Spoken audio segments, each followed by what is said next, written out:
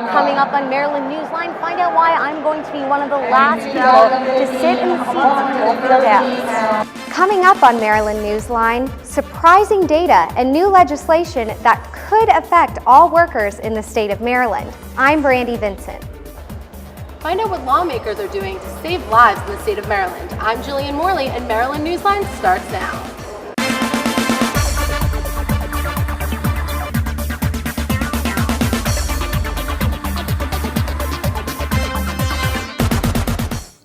It's a life or death issue for thousands of Marylanders and their families. Good evening, I'm Evan Siri from Maryland Newsline. And I'm Katie Giardi.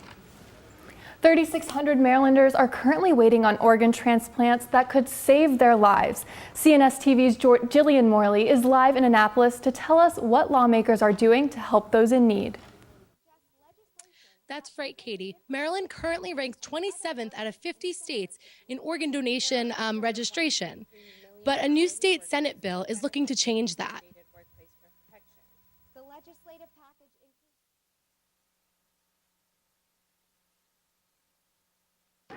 Clyde Horton has had high blood pressure for nearly 40 years, but it still came as a shock when doctors told him his kidneys were failing.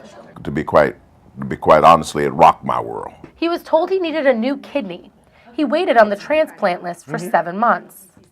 But a posting about his condition on Facebook brought help from a family friend in Austin, Texas. I call him my miracle guy. Horton and his donor, Joe Walken, have even been featured on metro buses in Washington as spokespeople for organ donation. It's a profound sense of gratitude on his part that he could save a life. Experts say 18 people die every single day in Maryland waiting on an organ transplant. With this bill, Senator Kagan hopes to change that.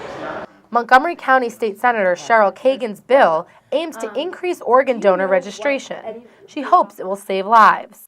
Among states, we are 27th, which I think is kind of embarrassing, and I think we can do better. Currently, most Marylanders sign up at the Motor Vehicle Administration. This bill would expand the ways you can register to be a donor. When they're filing their last will and testament, they're thinking about end-of-life decisions. And when they're getting a marriage license at the clerk of the court, they're also making big life decisions and commitments. Those are two places we thought made sense. Clyde Horton believes the bill, if signed into law, will give more people a second chance, like the one he and his family got. You never know what you mean to your family until you look directly in the face of not being there for them. Thanks to an organ donor, Horton is able to continue to be there for his family. This bill actually has wide bipartisan support, with 44 of 49 state senators signing on as co-sponsors. And Senator Kagan expects the bill to pass in the coming weeks. Reporting live from Annapolis, I'm Jillian Morley. Back to you in the studio. Thank you very much for that report, Jillian. O.J. Brigance is a Baltimore legend for many reasons, one of which is being an advocate for those who have ALS like him. Now he's advocating against Maryland's Death with Dignity bill. Brigance will testify in front of the General Assembly in hopes of preventing the bill from being passed. He believes the bill will cause people to receive improper prognosis and will take away a patient's time with their family and friends. Brigance was diagnosed with ALS in 2007 and currently works for the Ravens. It was just this past November that a new law took effect in Maryland, removing the criminal penalties for possessing marijuana. If you're caught now, it's a civil offense with a fine. Maryland also now allows the prescribing of medical marijuana, but possession of marijuana continues to be a federal offense. On Capitol Hill today, a bipartisan group of senators said they're sponsoring legislation to allow for the legal use of medical marijuana under federal law. The legislation would also make it easier for medical marijuana businesses to use the national banking system without fear of breaking the law. Our federal government has long overstepped the boundaries of common sense, fiscal prudence, and compassion with its marijuana laws.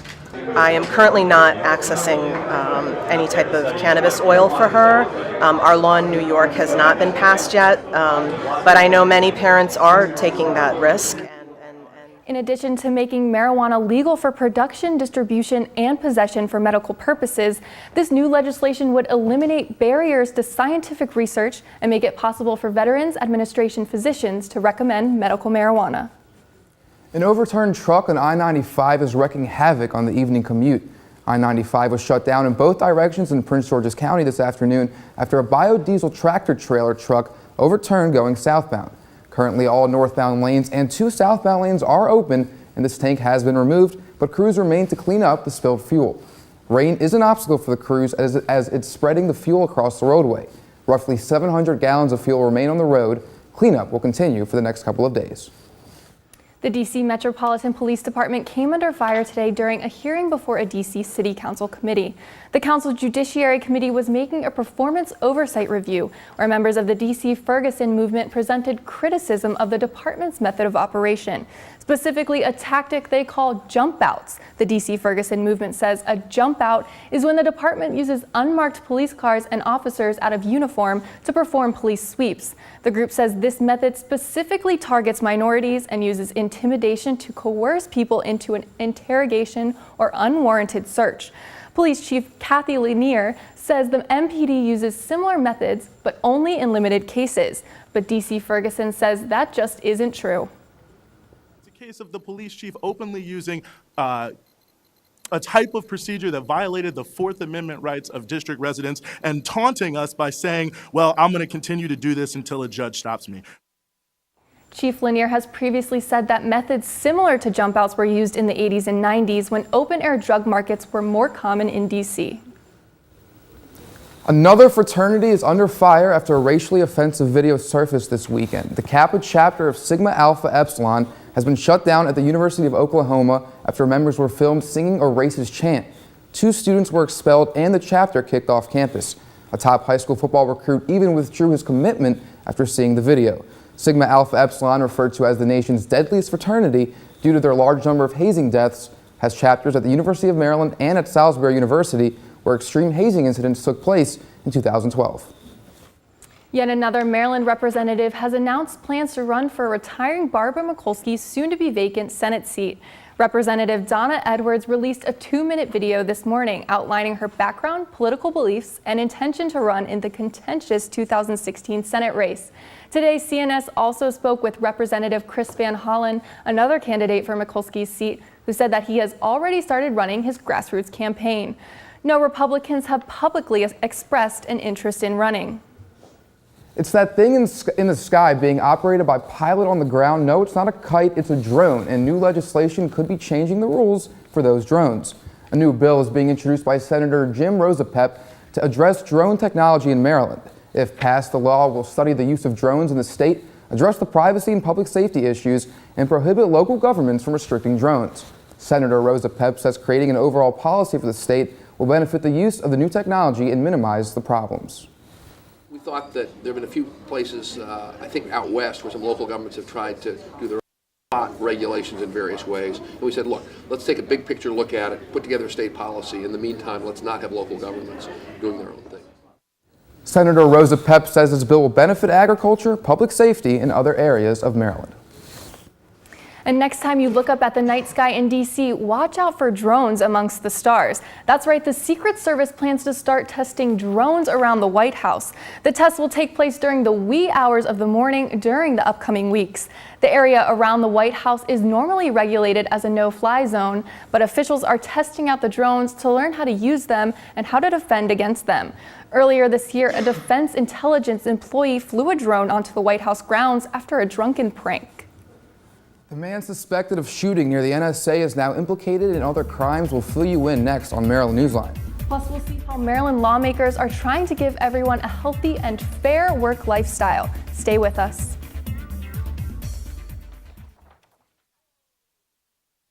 Checking your fantasy league? Nah, just my 401k statement. Nice. Where'd you find the money for that? I just been saving a little every month. I can't seem to save anything. Well, what about all this? What about the money you're spending? What money? It's gone before I can get my hands on it. I got a pizza for a Todd. Hey, can somebody spot me? When it comes to financial stability, don't get left behind. It's 547. Get tools and tips for saving at feedthepig.org.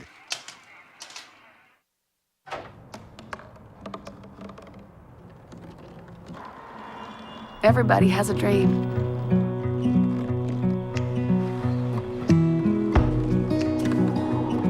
Mine was to see the ocean. And with with a little help,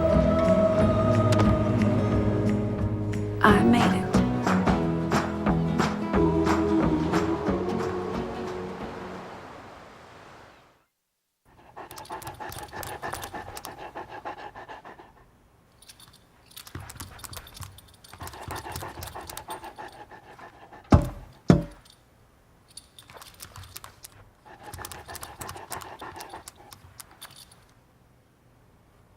There's a shelter pet who wants to meet you.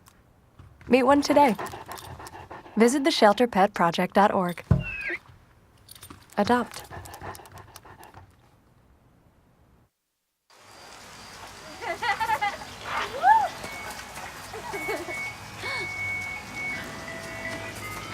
Mom, can we get some ice cream? Please, Mom, please. No, we're having dinner soon.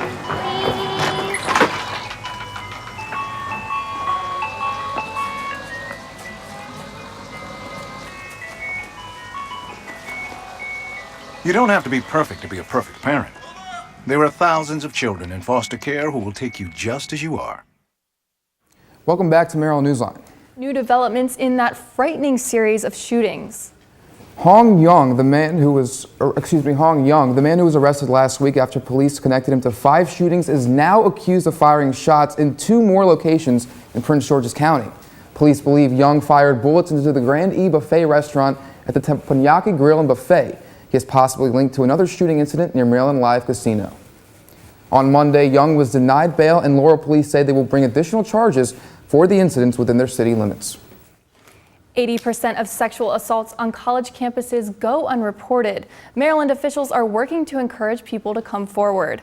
Prince George's County State's Attorney Angela Alsobrooks was among those who testified before the Maryland House Appropriations Committee today. She offered her support of a bill that would require universities to survey students each year about sexual assault on their campus. It would also prevent schools from punishing students who do decide to report an assault. Also, Brooks says many times drinking is involved in sexual assaults, and that can scare students off from reporting what happened. Fair reading of the LAWR.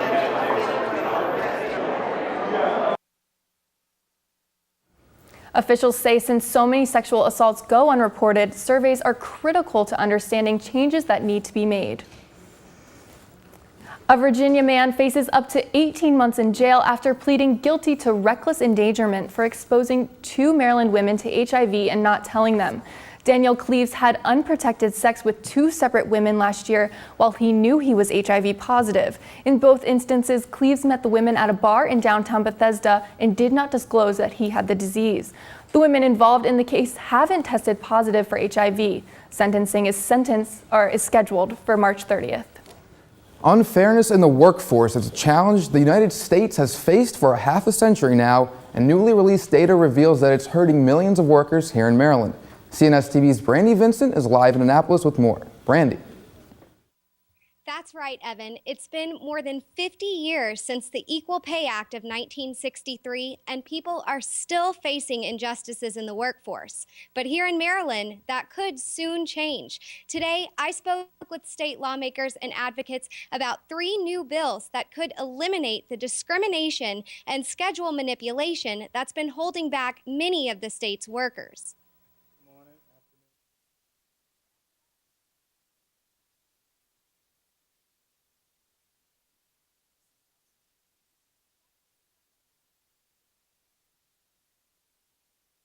It's been tough making ends meet, and it's gotten worse because some of his current hours have been occasionally cut. It's like, okay, you've used me up to the best of your ability, and now you want to, just get rid of me.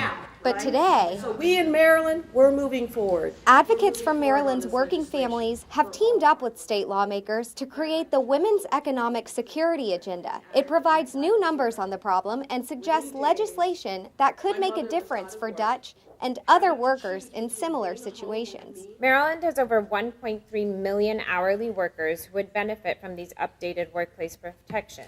The legislative package includes 3 bills that call for fair work scheduling, paid sick leave, pay equity, and right to rest legislation. And it's not just for women.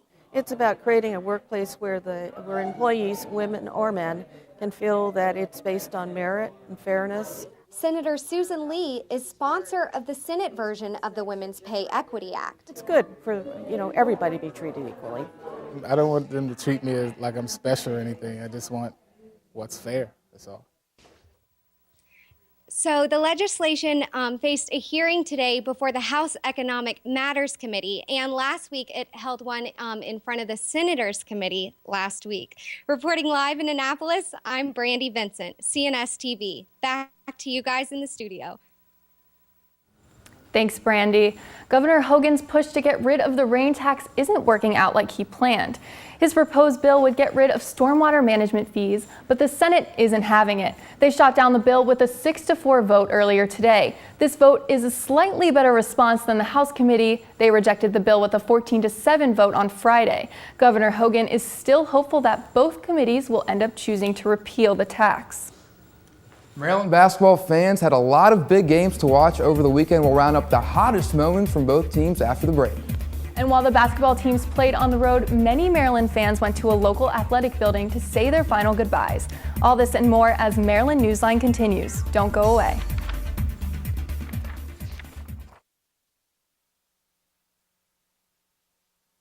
A lot in common. The great outside. We both love the outdoors. So shiny. That's not a flower. We both love geology. Oh, look. An igneous one. That's not a rock. And she knows a lot about wildlife. A labradoodle. That's not a dog. Hanging out has been kind of fun. You don't have to be perfect to be a perfect parent. Thousands of kids in foster care will take you just as you are.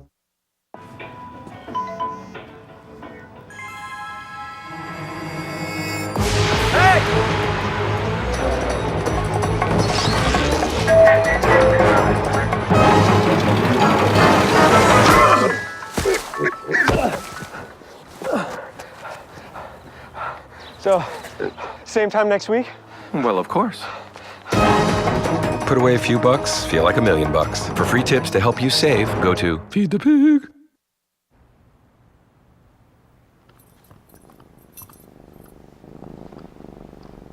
There's a shelter pet who wants to meet you.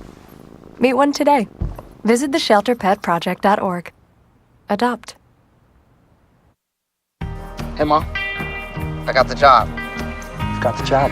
Welcome aboard. I've got a job to do today. Have a good first day at work, Mom. Donate to Goodwill. Help provide job training in your community. I'm starving. What's for breakfast? Guten Tag! Johannes, Franz! I bring you arts-enriched Raisinblams, fortified with increased test scores and creative problem-solving skills. It's good! And good for you. Bobby? Susie? Don't worry, that's just the power of the arts! Feed your kids the arts. For 10 simple ways to learn how, visit AmericansForTheArts.org.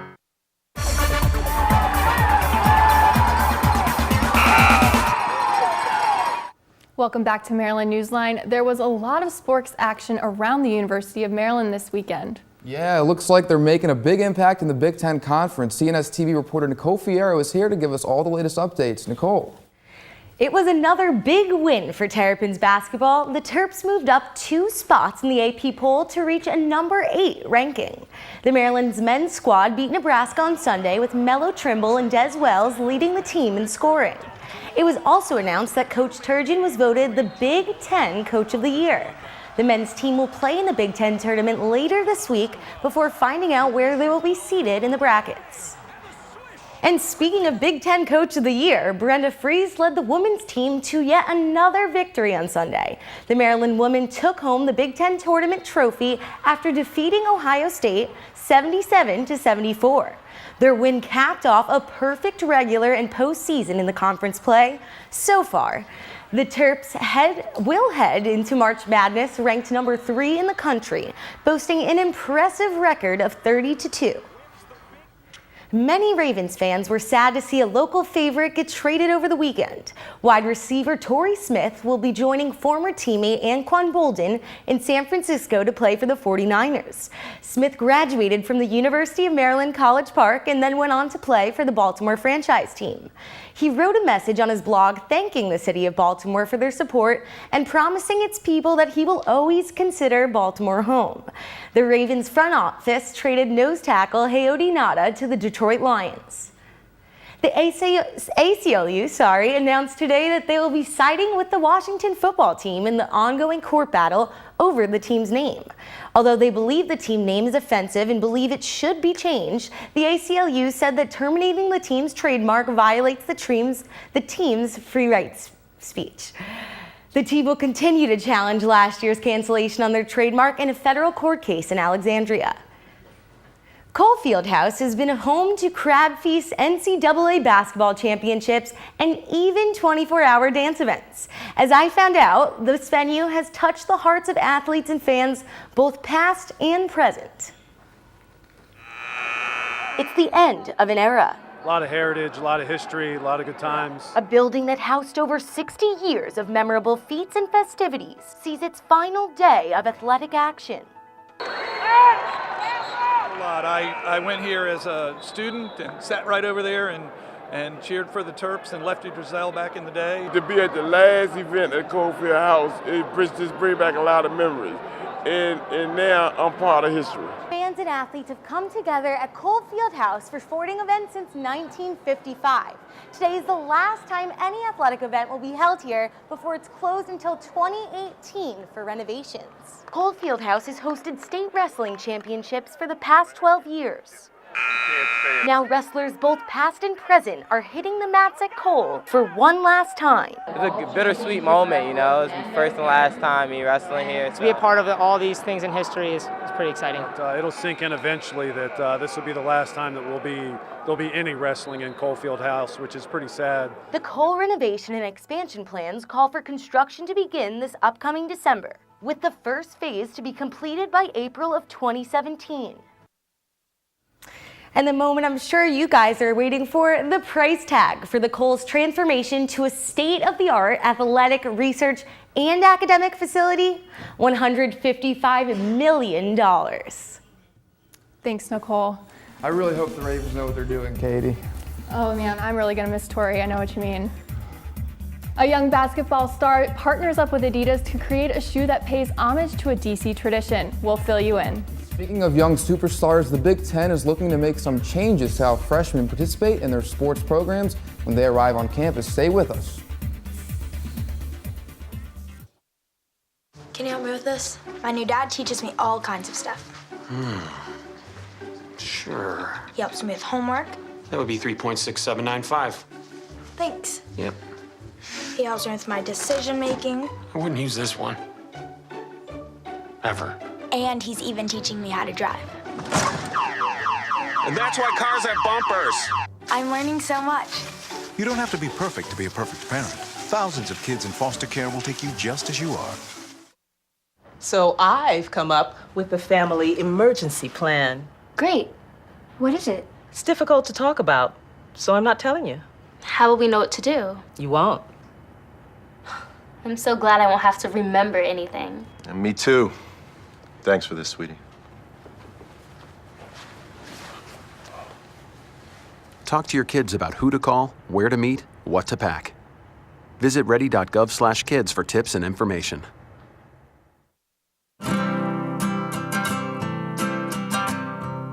Every day across America, excess food is gathered by a network of good people at local food banks, giving hope to millions of children who struggle with hunger. They've earned their wings, and you can too. Together, we can solve child hunger. Support Feeding America and your local food bank at feedingamerica.org.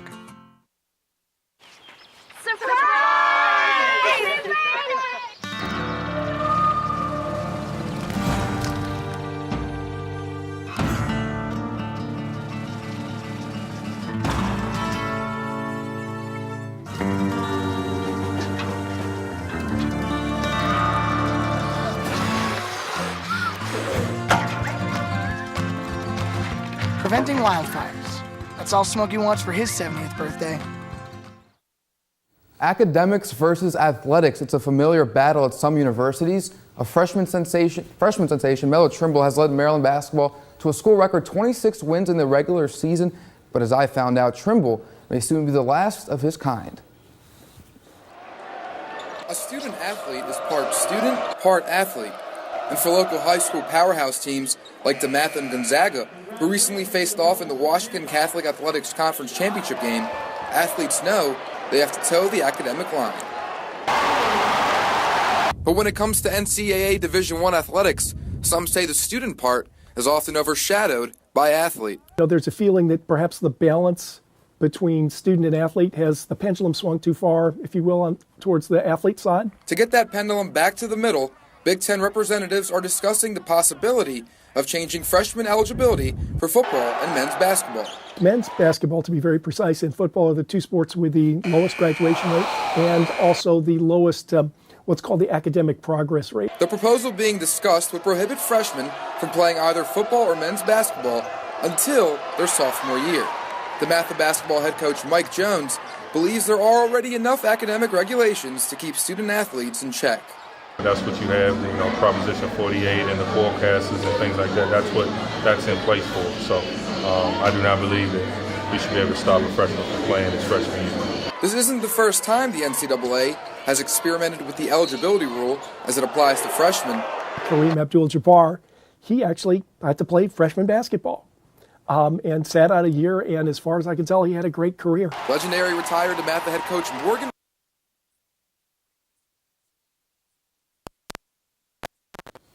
All right, we apologize for the technical difficulties. Commissioners from other conferences, including the Big 12 and Pac-12, have also discussed freshman ineligibility, and according to CBSSports.com, there is quite the growing interest.